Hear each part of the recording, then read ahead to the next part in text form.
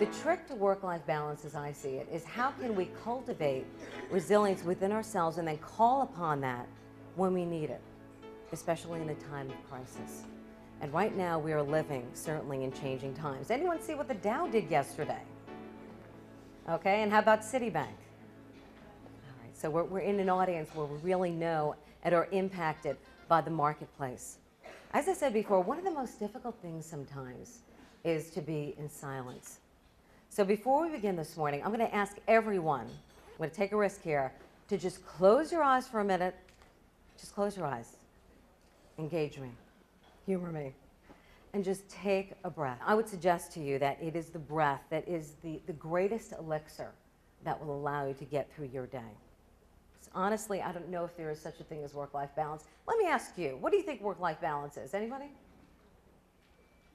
Okay, how about this? Is there such a thing as work-life balance? Ooh, this is not looking very good. How about work-life integration?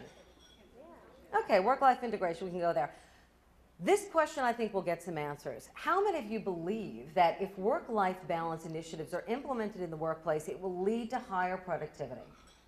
Okay, here we go with the hands. He told me a very interesting story about being able to recharge our batteries, and it's this. Picture a lioness out in the country. She sits under a tree, and a rabbit goes by. She still stays steady. An elk goes by. She's very steady. A couple of birds. She doesn't move because she is recharging herself deliberately for the kill. Deliberately. So we are just like that, but we don't practice that. Contemplate and identify, assess your work-life situation. What does that mean? Well, by one's thoughts, one commands. That is how we command our life. So you have to ask yourself, what is your clarity of intention, of purpose, not a contrived answer of what other people believe your work-life balance should be. So you have to take a look at what are you willing to do with or without within your workplace. How can you set parameters for yourself? What is your mission? How do you show up at work? There's an ease of access to communication channels, right? So you have a lot of information, unlimited incoming, as I call it, information. That access through many channels gives other people this perceived notion that you're available 24/7, right? So if you're available 24/7, that means you can meet their need and they can have instant gratification. And isn't that what our consumer society is about? Instant gratification. And then that desire for instant gratification causes us to have this need to excel and then go whoop, over the edge with unlimited interruptions. There was an old Indian grandfather with his grandson.